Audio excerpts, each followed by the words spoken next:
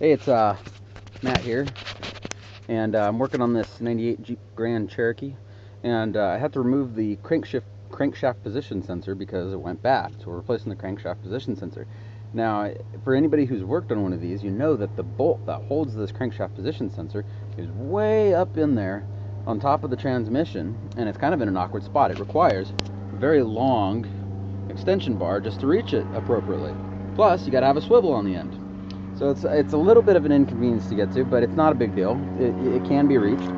So now you get the bolt out, but now you got to get it back in. You can't really get your hand up there, so what do? Well, what I like to do is, on the end of my socket and on the end of the bolt, right there, I put a dab of grease.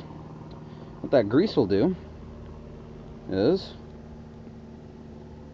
I get it on there, and now I can maneuver. Let me just pull this thing off here real quick. And there it goes. But check that out, you know. So I just dropped this thing down there. Guess where the bolt still is? That illustrates my point perfectly right there, actually.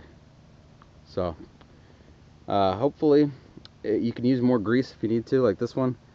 Yeah, it's sticking pretty good. So, what I can do is I can maneuver this up into position, and it should stick pretty well inside that socket, just like you see right there. And so then I can get it into position, I can start rotating it, and especially with the swivel, because it's going to want to go all over the place. But once I got it into position to where it's actually threading in there appropriately, you know, you don't want to crank on these things, obviously. But once you get it in there, then you're golden. So that's a tip for you right there.